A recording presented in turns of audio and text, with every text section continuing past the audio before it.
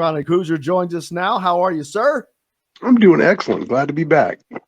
Loving having you. And I think that the Hoosier fans are loving to know that they have a big 7-foot Kel'el Ware in the fold for next year. And that kind of completes Indiana's front court, man, with Peyton Sparks and Malik Renew.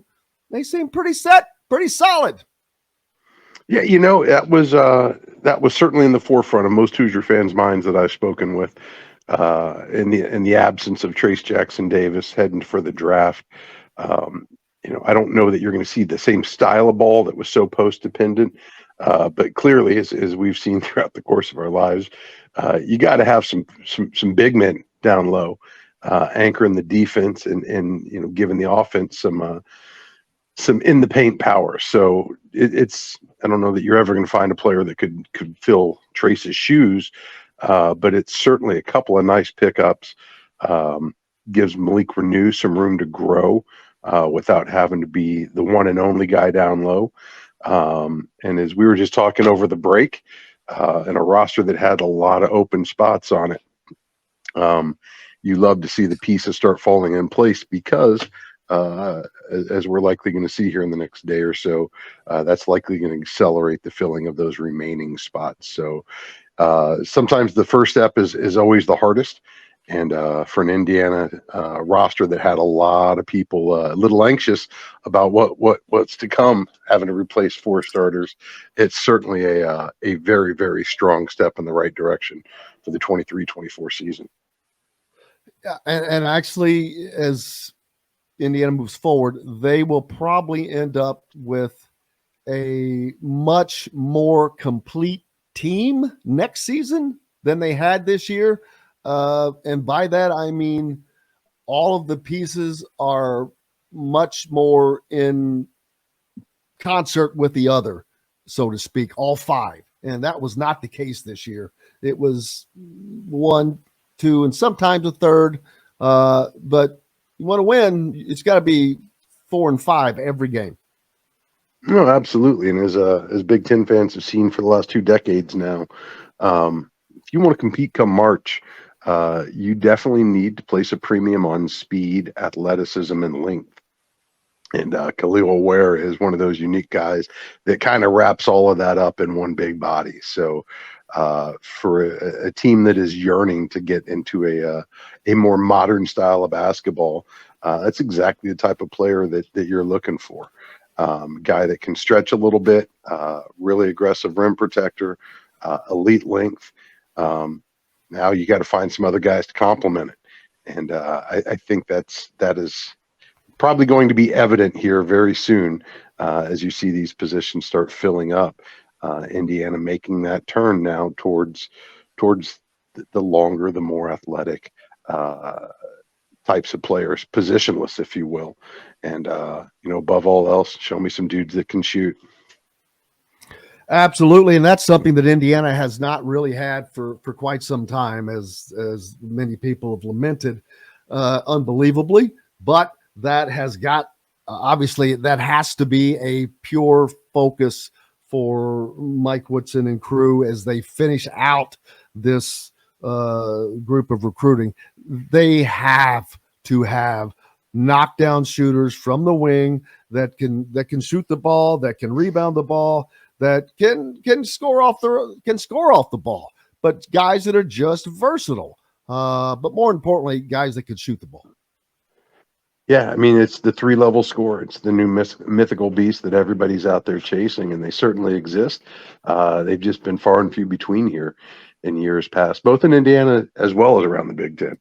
And those guys that have fit that mold don't tend to stick around very long. So I've been saying it for a while, and I think we're going to start to see it evidenced here with some of these signings. I think the Hoosiers are very uniquely and advantageously positioned to start making these types of pickups. And, I don't know that you ever want to get in a world where you're completely retooling the roster top to bottom every year, a la Kentucky or Duke somewhat. But what we've seen now is, even with some massive departures and even with numerous departures, for a team that's well-resourced, for a team that has a solid NIL structure behind it, Basketball is the type of beast that you can turn a program around really, really quickly, and we've seen that evidenced all across the country here in recent years. And now you're really seeing Indiana jumping in that pool with both feet, part by necessity, part just because that's the way the game is going right now. And I think it's going to be something that, well, the same forces are probably going to make the world exponentially more difficult for football. I think for basketball, it's a much smaller ship to turn around with so fewer pieces. If you get the chemistry right, you can get a really special mix real quick when you have the resources and the assets Indiana does.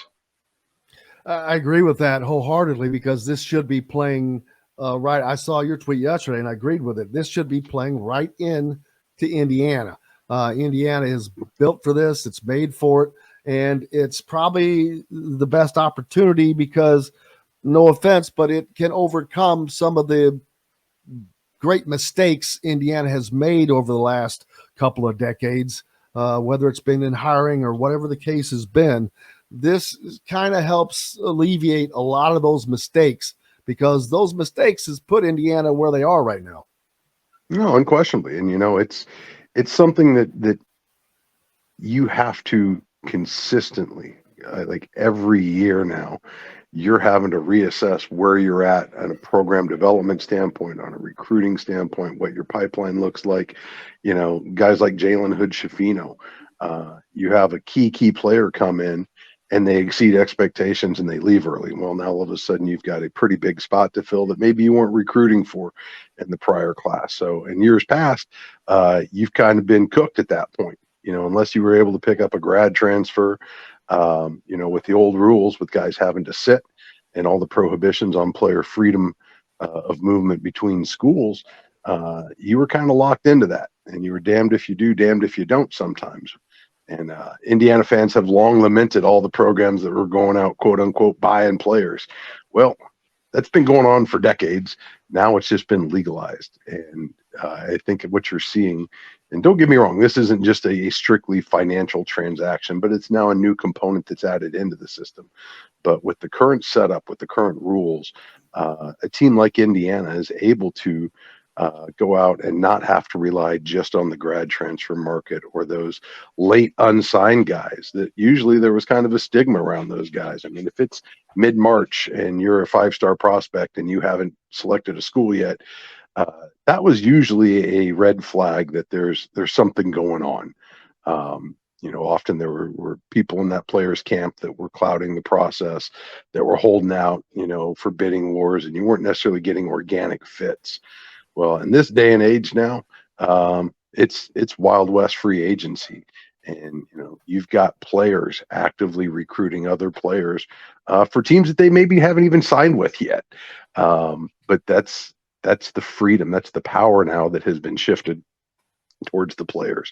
So when you've got guys that are looking for a fresh start, a new mix, a new path forward for them, programs like Indiana that offer not just the tradition, the fan base, the institutional support, and I think that kind of gets overlooked in the NIL era. But make no mistake, Indiana has got all of those pieces and then some in spades when it comes to the way that they can holistically take care of the players. Everything from nutrition to conditioning to life support, all down the line.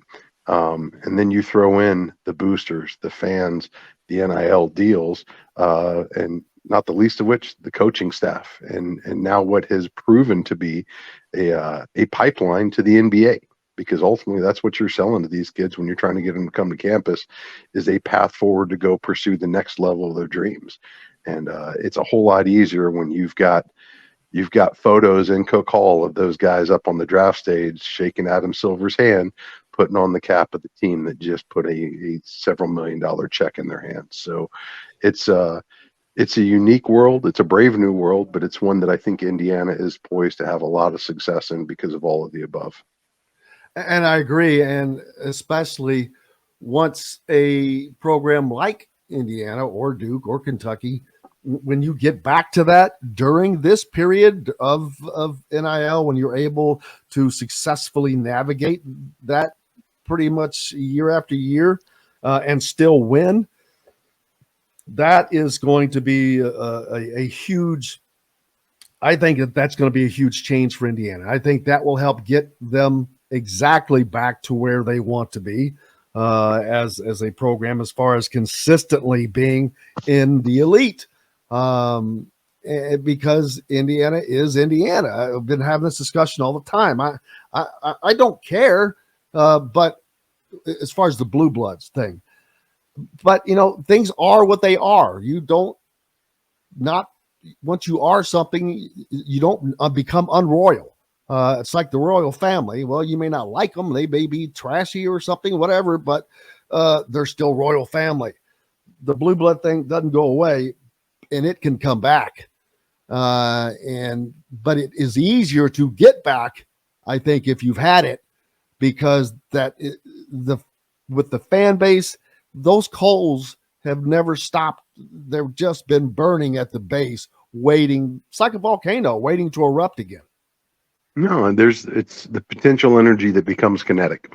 And you go back over the last several years, and I've seen a lot of people, even just as recently as this year, after the season fell short in the round of 32, a lot of people really liking to pile on when looking back at Trace Jackson Davis's legacy here, and pointing to the absence of conference titles or Sweet 16s or Final Fours or whatever.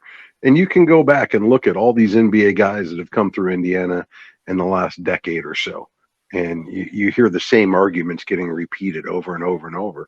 Well, when you really break down objectively what held them short from those goals that were placed on them, generally it's going to be that team was missing a key piece or two that just really kept it from competing at the level that folks hoped it would. And there are a number of different reasons in each individual circumstance why those pieces never fell into place. But you're literally talking about one or two pieces, a reserve, a starting guard, a wing that was just not there or not consistent. In the basketball world, when you can go out and get a guy like Kel'el Ware on a couple weeks' notice, or some of these other names that you're likely going to start seeing pop for Indiana, that availability to plug in those gaps and not have to rely on the high school recruiting, the development once those guys get on track. Everybody kind of has a map that you would expect them to see progress through over the course of their time at IU. And for whatever reason, if a guy just falls short of it, maybe takes an injury early in his career and it kind of deprives him of that year of development, you get off schedule and it just gums everything up. And, there's a number of different examples where things just didn't work out for Indiana and that piece just wasn't present. And now with the portal, even when you're losing 4 starters like Indiana set to, you can plug some guys in that can come in and make an immediate impact. And I think the reliability of those moves is far greater than what they were when you're in the high school world, because there's so much speculation in high school recruiting. How is that going to translate to the next level, to this conference, whatever? Where now that you're recruiting guys that already have D1 tape, you have common opponents. They've played in leagues that you have experience with. It's a much more apples to apples comparison for the staff to rely on when they're trying to build these rosters going forward, and just take some of the risk out of it. But as we just discussed, I think Indiana is poised to do really well. Now, that being said, no different than the old school recruiting, you still got to make it work once the ball gets tipped up. So it's going to be a very, very important offseason for Indiana. Even after the roster is set, you got to get these guys together. You got to figure out what the style of play is and who's going to contribute what. And then they got to gel. But the key is get them on campus, get them together, get the ball in their hands, and that stuff's going to work itself out. But I have a pretty good degree of confidence that this staff knows what they're doing from the chemistry standpoint. Taylor Talkman had a phenomenal article yesterday in the Star talking about with some of the guys from the Knicks who are in town for the season finale up at Indy, and talking about just what type of a presence and a leader Woody is in the locker room. And you talk about a guy that seems poised for this type of college free agency. I think the Hoosiers are in great hands there, as these commitments are likely to show. I agree with you. And next season's roster could be the best roster if it comes to fruition. If let's play devil's advocate, Indiana already has what they have, and let's say they finish it out by landing Ledlam, Necht, and Deloche. That would give Indiana a roster unlike one they have had in quite some time. Yeah, no, you literally have to go back and you look at the 16 team, boatload of NBA talent. Not the least of which though, none of that probably happens, but for you talk about key pieces, Max Bielfeldt. It's easy to look at Yogi Ferrell, Thomas Bryant, OG Anunoby, Juwan Morgan on that team. I mean, that's a ton of pro talent. What was the difference maker that probably tipped the Big Ten title towards Indiana? That big cab dude up from Michigan that came down and just saw a place where he was most likely to have some success in his last year in college. So I think it's a great example of just what can happen when you get the mixture right and you've got the talent. Because at the end of the day, somebody's just in my timeline this morning talking about, how much NIL does Florida Atlantic have? You give all the credit in the world to Dusty May for what he's able to build there. But let's be able to separate exceptions from rules here. This is the game of talent. This is game of length. This is game of athleticism. And no matter how good your development is, no matter how great your kids are and their character, when the rubber hits the road, you need to have some dudes. Not just dudes that are locked in and on the same page, but you need to have some dudes. And it looks like Indiana's poised to get some dudes on campus here. And you absolutely love to see it, man.